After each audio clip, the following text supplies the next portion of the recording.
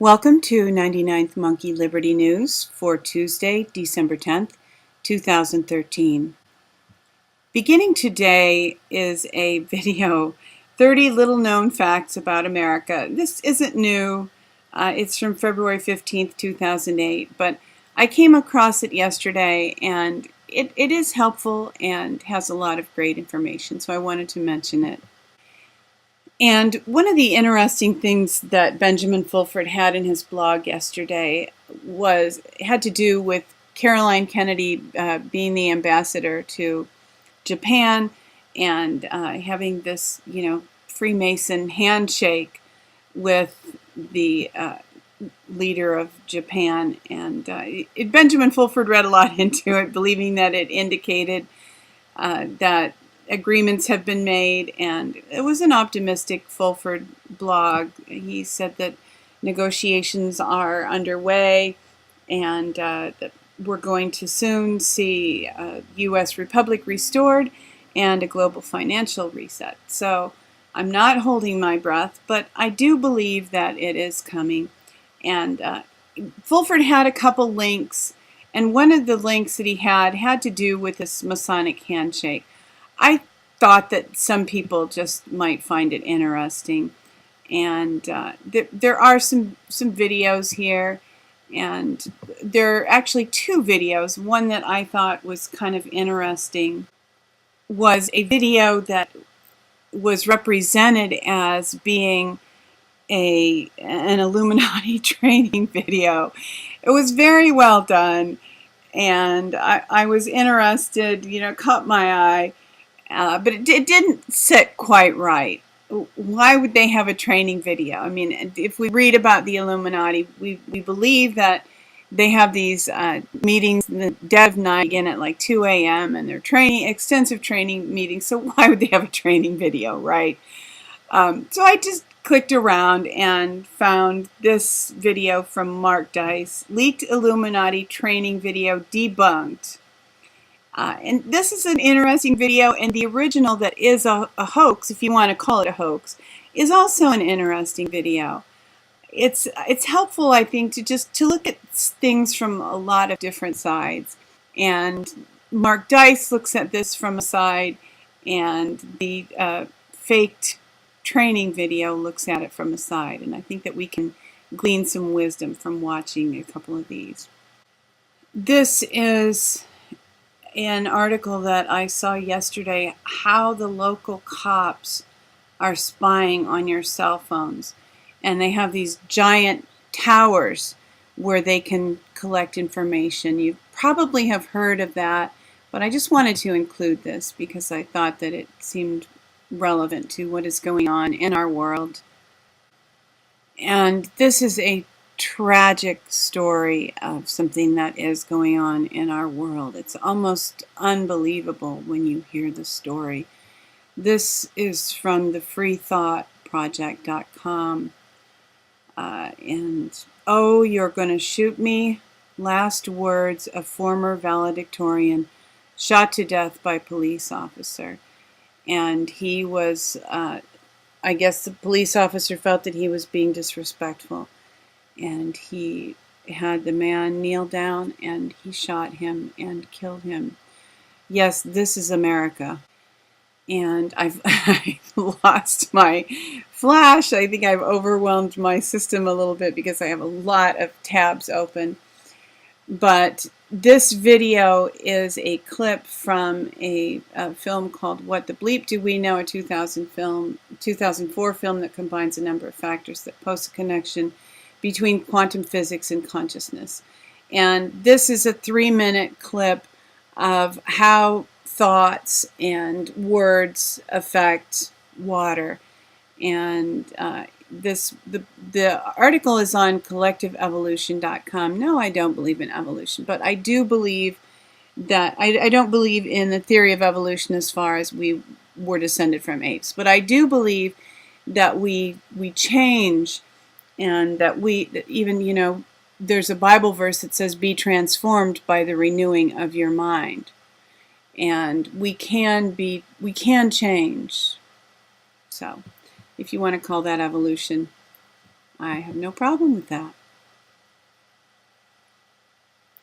And this is the full documentary of the impact that words have upon water crystals. Dr. Masaru Emoto Hado, Water Crystals, full documentary. And this is 34 minutes. If you have 34 minutes to spare, this would probably be a good way to spend it. And from Cheryl Atkinson on Twitter, she just had this tremendous stream of thought. She has this really interesting way of communicating on Twitter. She will just actually write something and then break it into portions that will fit on Twitter. So I'm going to just read this. Cheryl Atkinson is a reporter who works for CBS who's been trying for quite some time that I'm aware of to report the truth. And I think that she's become frustrated, run into some walls. So this is a quote from her.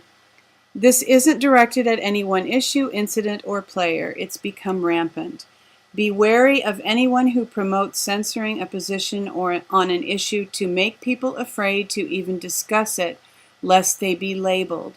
When I report something, I don't care what view you end up with after you see it. I report the facts the best I know how, and you're free to form any opinion. I hope you do your own research too. When you hear conflicting reports about something of interest, try to go to the original source if you can, so you can decide for yourself. I can't tell you how often I've consulted an original source only to come to an entirely different interpretation from that which I've heard. My favorite things to report are stories or angles on stories that not too many others are reporting, stories about subjects that others wish to avoid or are afraid to touch. And I like to try to make complex issues clearer when possible. So often we hear things over and over, but they're not well explained. Thanks to all who stay engaged and involved. What opinions you form after my reports or anyone else's is your own business." So thanks, Cheryl, for being out there and for trying. It's obvious, if you know anything about this woman, that she really does make an effort to report the truth and to help people understand the world in which we live. And sorry, war was not a Freudian slip. I just was reading the tab here from Infowars.com. War on the press. New York Times reporters sue DHS over interrogation cover-up. So this is another going along with Cheryl trying to push against the restraints that are placed upon them. There are other reporters who are actively resisting the tyranny and actively defending First Amendment rights. And for another example of that, here from RT, Right Wrongs, that's spelled W-R-I-T-E, Wrongs. Over 500 world-famous authors sign anti-surveillance petition.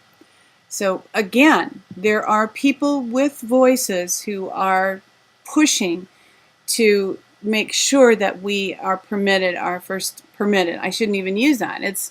We have First Amendment rights, and to make sure they are not stolen from us. Here's another example. Arizona senator introduces legislation to nullify NSA, and this is from Ben Swan. Now here, for you to protect your own self, Luke Radowski tweeted about this, is my IP dirty? Check if your IP is dirty for free. And you can check to see if you are being spied on, evidently. I have not tried this yet, but that is what I understood from what I read from Luke Radowski. Here is an article from the Telegraph. Pensioners are being burgled by insurers on annuities. A scathing report calls for regulators to launch an unprecedented investigation into the excessive profits insurers are making from consumers dazed and confused by the retirement market. So thanks, Telegraph. Here's an example of the more mainstream media reporting on what is really happening. And certainly we all understand that this is true. Here from RT, U.S. prison population jumps 27% in a decade over harsh drug sentencing. And I've mentioned before that the corporate prisons, that the private prison system has minimum occupancy requirements, and they will go out and arrest people to fill the prisons. And also I've mentioned that it's a source of slave labor. So they don't want to hold the violent offenders. They let them go, but they keep the guys with a couple ounces of marijuana for years because they make good slaves. And if you want to learn more about the Trans-Pacific Partnership, this is one way you can do it. WikiLeaks releases new documents exposing secret Trans-Pacific Partnership talks.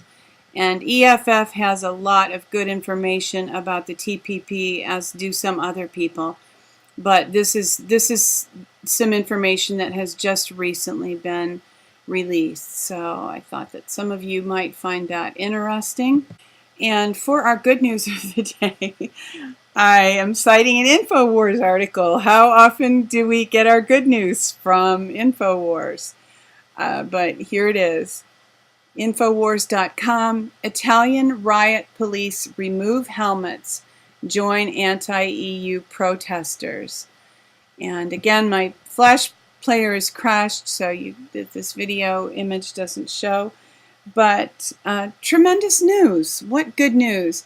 And I saw a photograph last week from another country where, it might have been Thailand, I'm not sure, where the police who were there to thwart protests actually began to become friendly and participate in the protest. So right is right, and when we have our eyes open, we can see it. And justice is evident. Some of these things are evident. You know when you see something, whether it's right or whether it's wrong. If you listen to your humanity, you listen to your gut. And we have to believe that will be happening to some people who seem to be aligned with the cabal on lower levels, like police and military. And if we can be open toward these people and not assume automatically that they are our enemies, and speak to them as friends, and speak to them as being concerned for them and for their families, we may see more of this. And of course, if we keep praying and asking God for mercy and for wisdom and for liberty and justice to spread. So with this good news, thank you for tuning in for today's 99th Monkey Liberty News. Weeping may endure for a night, but joy comes in the morning. Hoping that you will love one another, take care, and insist on liberty.